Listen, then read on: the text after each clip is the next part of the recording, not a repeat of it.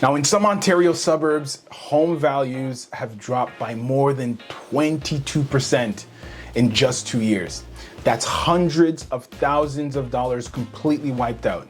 And the worst part, it's not even over. While headlines focus on Toronto, the real financial damage is unfolding in the surrounding suburbs. And today, I'm showing you exactly where it's hitting the hardest and why you need to steer clear.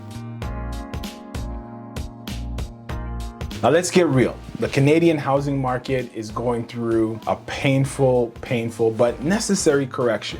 After years of speculative frenzy and record low interest rates, high borrowing costs, and economic uncertainty are finally dragging the market back to earth. But national figures, they offer a false sense of security because they average everything out. They bury the differences between markets that are still stable and those in full freefall. Here's the kicker.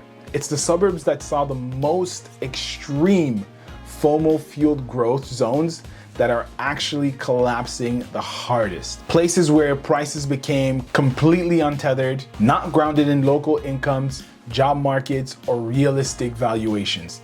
And now the bill is coming due. The whole frenzy was built on misplaced assumptions that ultra-low interest rates were permanent, that remote work forever changed commuting and housing priorities, that speculation was safe, that if you just bought somewhere, you couldn't lose. But the bubble was always going to pop, and it finally has. To illustrate just how different things are, consider year-over-year GTA sales in June 2025 were down a modest 2.4%, but new listings are up 7.7%, and active listings have jumped by over 30%.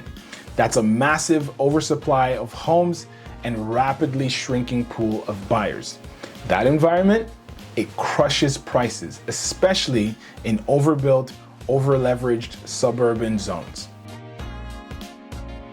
Let's kick things off with Hamilton. For years, investors and buyers fleeing Toronto's crazy prices piled in. The city was marketed as the epicenter of urban revival, arts districts, revitalization, affordable values. It felt bulletproof, but now the facade has cracked. The data benchmark prices in Hamilton, Burlington have dropped more than 22% from the early 2022 peak. That's not a small dip.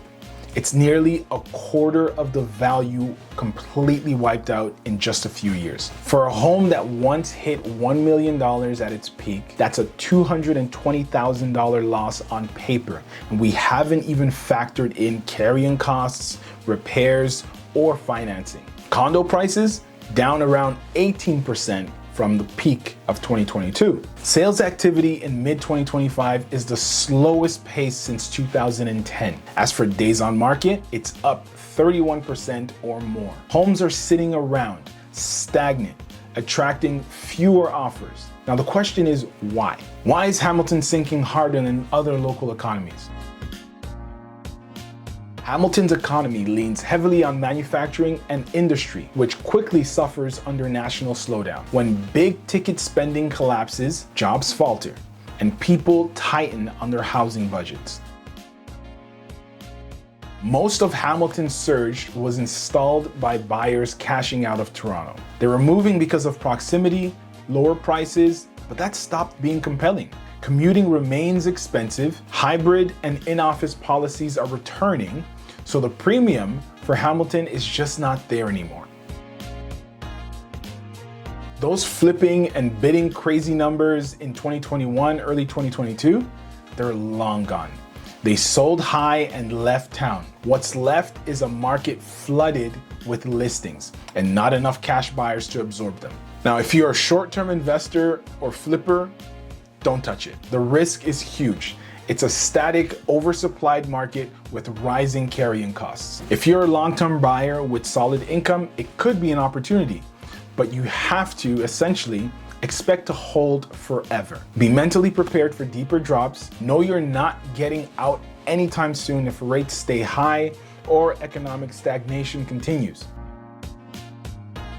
Next stop is Kitchener-Waterloo. Once hailed as Canada's tech heartland, the Silicon Valley of the North. Its entire rise was tied to tech and remote work dynamics. But when that sector stumbles, everything built on it falters. As for the data in June 2025, benchmark prices fell about 7.5% year over year, landing at around $686,100. Yet from the early 2022 speculative peak, the total decline is still over 20%. Sales volumes are trailing well behind the 10-year average. Listings have swelled disproportionately, making it a buyer's market right now. And again, the question everyone's asking, what went wrong? Widespread layoffs, hiring freezes, and slashed stock compensation have completely decimated the high-income buyer cohort. Kitchener-Waterloo isn't immune. It's tied tightly to that economic engine. The initial remote work movement convinced many to leave Toronto for Kitchener-Waterloo. But as companies pull back or demand more office time, the incentive to tolerate long commutes or move far out completely diminishes. The selling point was completely speculative. You'll make a killing just by buying now. And that's what everybody was saying. Once valuations detached from income potentials and rental potential, the harmony collapsed and so did the prices. At this point, buying in Kitchener-Waterloo, it's not a real estate investment. It's a bet on the global tech market recovering massively and quickly. And that isn't happening. So with limited domestic demand and sluggish sales, most buyers should completely stay away from that market until there's clear evidence of mass hiring, wage growth, and even renewed local fundamentals, because those were gone out the window at its peak. I've laid out the problem, now what? If you're a buyer, you're holding all the cards, but you still need to play smart. Go get a mortgage pre-approval. Again, like right now, based on today's rate, any older pre-approvals are essentially meaningless. Negotiate aggressively. Dwell on how long the property's been listed. 30 to 90 days of stale listings, that's your cue to lowball. Sellers are desperate at that point. Never ever any under conditions, waive conditions. The pandemic mindset was costly. A financing condition protects if appraisals come in low.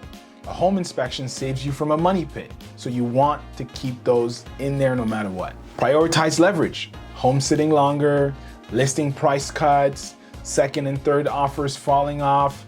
That's your moment. And if you're a seller, brace yourself. Flat or down markets require a different playbook. Set realistic current prices. Don't hang on to your listing for what your neighbor got in 2022. It's gone. Price based on what's actually selling today. Avoid listing too high. A high entry price just leads to incremental price cuts, which signal weakness. Price aggressively from day one and be ready to negotiate. Just know that your margins are squeezed. Sellers today may have minimal profit or none at all. Understand that demand may only surface if you're priced below comparables. Now, this market is changing every week, and your success or failure hinges on up-to-date data and raw, honest analysis. That's exactly what we deliver here. So if you're looking for no-nonsense updates on the Greater Toronto Area and Ontario housing market, hit subscribe, ring that notification bell. I post monthly, sometimes more, breakdowns that cut through all the fluff. Now, I want to hear from you. Have you seen these drops in your area? Are you a buyer navigating this mess or a seller getting squeezed out by rising supply? Drop your suburb, your experience. Let's get real, let's get tactical, and let's help each other get through this.